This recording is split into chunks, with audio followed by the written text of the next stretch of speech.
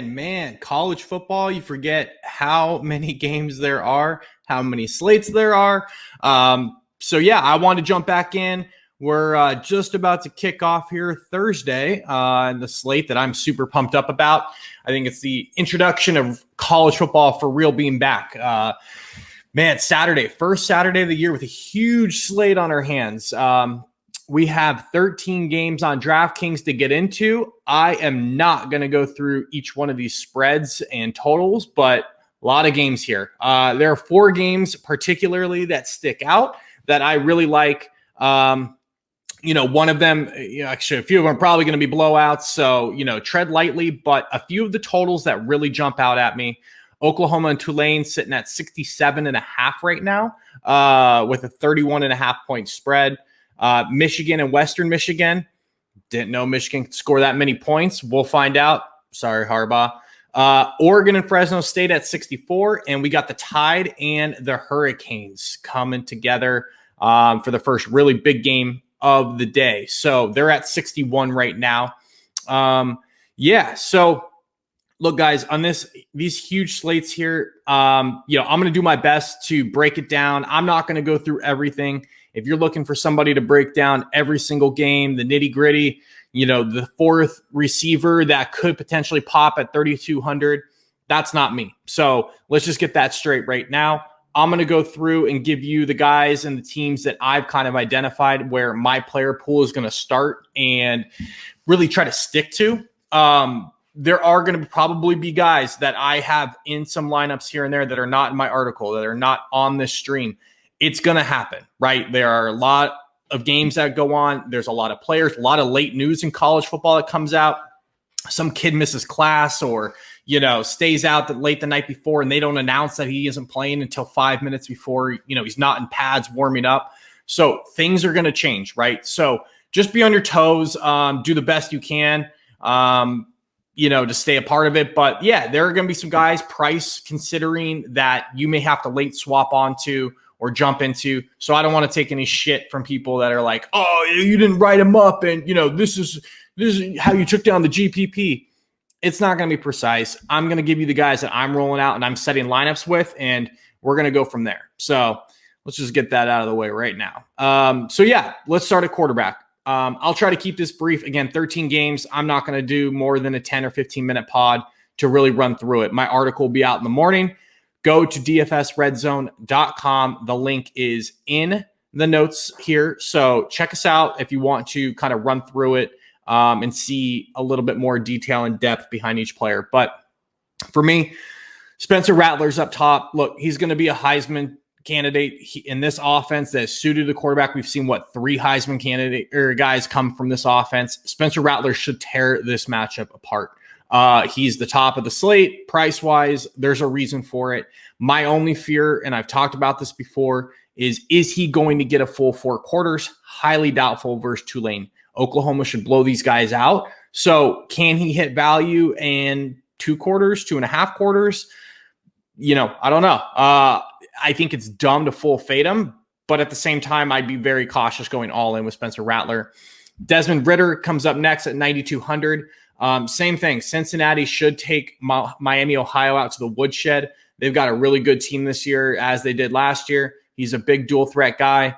9,200 is a fine price for him. It's probably we're going to see most of the year out of Desmond Ridder.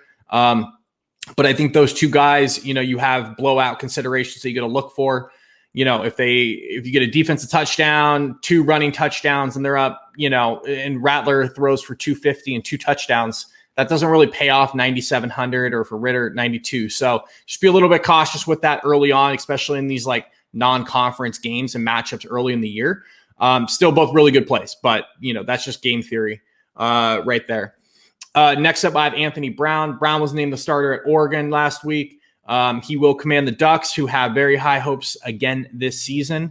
They have lots of returning players. Their defense should be really good. They should find some success against the Dogs here, but Fresno State is not a bad team. So I think this game is going to be a little bit more competitive than the spread suggests. I think it's hanging around 20 points right now. So Anthony Brown, I think, is a pretty good play at 8,300. He will definitely be in a player pool for me.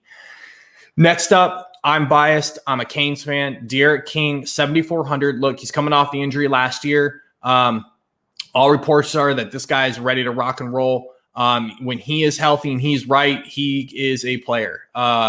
Alabama they're never an easy team to play. They're just going to reload like every other year, but they did lose a lot like every year. So if you are going to play Alabama, you want them early in the season while they're still gelling and, the glue's drying, so to speak. So I do like playing running quarterbacks in tough matchups at the beginning of year two. As someone who played, it's really tough. Your conditioning's not up to speed yet. There's a lot of things to consider when you're playing a running quarterback. Saban's going to have these guys ready to play, but can Alabama struggled running quarterbacks in the past? Hence Johnny Football. Can King keep these guys in it enough? I think he can for sure. I'm a little worried about the receiving core and can the offensive line hang with Alabama? That's the biggest question. But I think King is a good damn player. I will have some Derek King on Saturday. Next up, we got Lil Tua, 7,200. Same thing. He had some monster games last year. He's shown flashes for sure that he can play. I think he's also got a few really good receivers. So Maryland should have a squad this year, at least on offense. And I do like Lil Tua on Saturday. 7,200 is a good price. He allows you to fit in some big dogs at running back and receiver. So yeah, Lil Tua's on my board. Hudson Card, 6,900. Look, Texas name card, the starter. I think a lot of people are going to be pretty worried because some reports have come out that they're going to give this kid a short leash and not be afraid to pull him. I don't think they would have named him the starter if they didn't feel comfortable with him. It's not like he's going to make two bad passes and get pulled or a rotation. I hope not. Sark is trying to build a program there. He does have a sweet offense, as we've seen. He's an elite coach. He's had some problems derail his career for outside of football reasons. But we've seen what Alabama's done the last couple of years. Texas is not Alabama. So let's not begin that chatter, but they're going to have a pretty high flying offense, I think, when they get going. Hudson Card, if you're not playing Bijan Robinson, he's an interesting play there at 6,900. They've got some receivers that are pretty good pricing. And so I personally will side more with the running game for Texas. However, he's not a bad play. I think ownership wise too, some people will be off of him again with that scare of like a short leash, that Sark threw out there. Next up, another guy's coming off injury that I do like quite a bit. Skylar Thompson, 6,600. He's a guy who's he will run and throw. Kansas State's probably not going to be very good, but I don't think Stanford's very good either. But again, going back to running quarterbacks early in the year, I do like him quite a bit. They're definitely not going to win the Natty or, hell, even the Big 12, but he can expose the Stanford defense. And again, if you're looking for a quarterback that's below that 7K mark, he's interesting. We got the kid at Alabama. We've got a lot of really good quarterbacks on the slate. Again, I'm just trying to break down a few of the guys that jump out at me that I have interest in, price considering as well. Early in the season, we'll hit on running backs here in a sec. I do like paying up for running backs. So that's why I'm looking down a little bit at quarterback here, especially in some of these blowout games. They're going to protect it. And they're going to protect the quarterback. So I would prefer to pay up at running back, especially earlier in the season. And you'll see that here. So my top play at running back, Bijan Robinson. Look, Sark's talked about he's going to get 20, 25 carries. They're going to try to protect Card at quarterback, I think, in his first start a little bit. And they're not going to just completely cut him loose, I don't think. But they're going to put the program on this kid's back who, a lot of people are talking. He's pretty special. So can Sark turn him into Najee Harris 2.0? I'll find out. 7,400 is a good price for him for sure. Austin Jones, 7,200. This kid at Stanford wants to run the ball. That's all they want to do. He's really good. He had some great games last season, the season before. I think Austin Jones is pretty solid. He's going to be their primary back to get the workload. So 7,200 for him. Letty Brown at 8K. He's an explosive bell cow type back. I've heard some rumblings that West Virginia has a few other guys behind him. So I don't know what the rotations or anything are going to be. But again, early in the season, I think unless they get out to a huge lead, they're going to ride him. I think he averaged 23 DraftKings points a game last season. I don't see any reason to avoid him here in this matchup on Saturday. Tyler Goodson, look, he's consistently went over 20 fantasy points a game last year in Iowa's run-heavy offense. He's a good, reliable back versus Indiana. Tyler Goodson, definitely my player pool.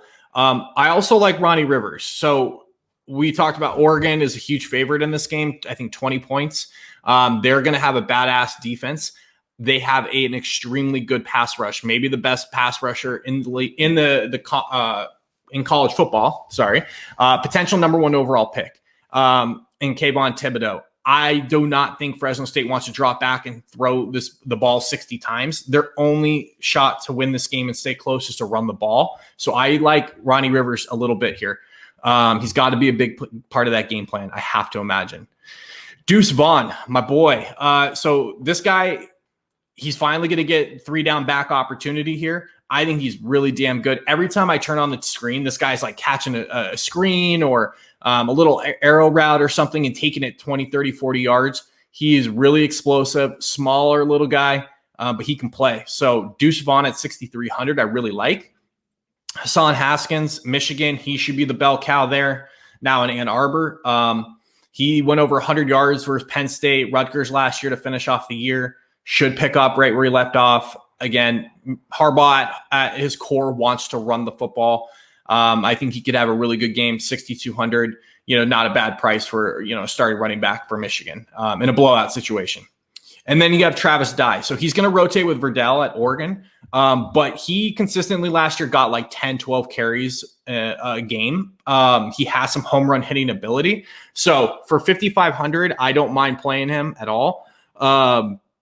And yeah, you got to, I'm not going to go much further down than that. Again, early in the season, running back is the one that I like to lean on, and feel comfortable in those points.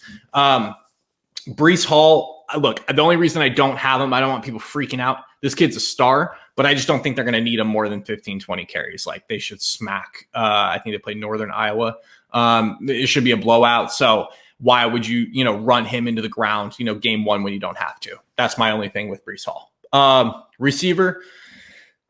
So we have about 3 billion options here at receiver on Saturday in this huge slate. As we know in college football, spread offense, they rotate guys. I mean, the player pool is legitimately like 100 plus guys. Going back to some of the favorites, some of the stacks I'm going to be playing, I'm going to run through some guys that I like real quick.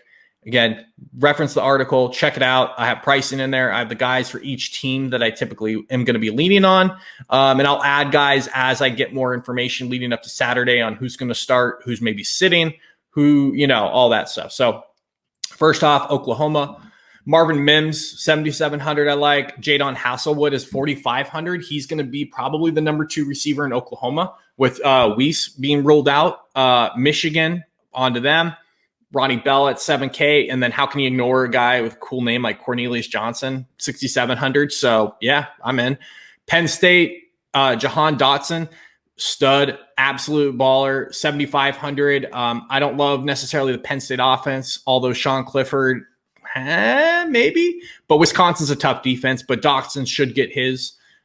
Fresno State, I do like Cropper at 6,100. It's a huge price discount. We saw last week what he can do. Again, Fresno's going to have to keep up. They're going to have to push the ball if the running game's not rolling. So he's an interesting bring back option if you're going to stack that game. Bama, look, Michi's 8,100. He's expensive, but why not? In that offense, no one's been able to stop Alabama receivers for about 4 years now. So why start now? Slade Bolden, it's 3,600, which seems kind of crazy, meaning that he's going to start. They have a few guys. Those are the 2 that I jumped to. I'm trying just to keep it to 2 players per team here. So Slade Bolden has my eye at 3,600. The other side of that game, Miami, Charleston Rambo's a transfer. 4,300 is a good price for him. And then Keyshawn Smith is a true freshman at 3,000, dead min price. So, I'm not necessarily picking Miami to go out there and put 50 points on the board, but for dead min price, you get a starter in what should be a pretty high scoring game, I think. Okay. Indiana, man, Ty Freifogel, almost pronounced that. He's a good player. I do like Michael Penix, but Iowa's a tough defense. So I'm toying around with, a few Indiana stacks here and there. If I go to Indiana, Freifogel will be my dude. Maryland, Demas, and Jarrett, 7,100 and 6,300. I told you I like Lil Tua, so those are my two guys that I'll be stacking for Maryland. Mississippi State, Mike Leach is going to play about 700 receivers on Saturday, but Jaden Wally's the one guy who should see the field the most and the most targets. Should. Iowa State, you got Xavier Hutchinson, Charlie Collar. Look, they're a good price. Iowa State's going to blast them. For that price, can you get, 4 or 5 catches for 70 yards and a touchdown and pay off? I think it's pretty high floor, but like a lower ceiling for Iowa State dudes. And then wrapping it up here, Texas, if I'm going there with Hudson Carr, Joshua Moore at 6K is a really good price. And then Xavier Worthy at 4,700 is going to get the start. So told you guys to keep it around 15 minutes. I pushed it to 16. But yeah, that is kind of my quick little rundown. I will have the article up probably tomorrow morning. Take a peek at that. Also, we are going to be releasing all of our NFL content. We're doing our video tonight about week 1 of the NFL. So go to the website. It's free. It's dfsredzone.com. Subscribe. And if you like these videos here, please subscribe on YouTube or our podcast. Give us a thumbs up or 5-star rating, comment. We're trying to build this thing out and grow it. So drop us some comments. And till next time,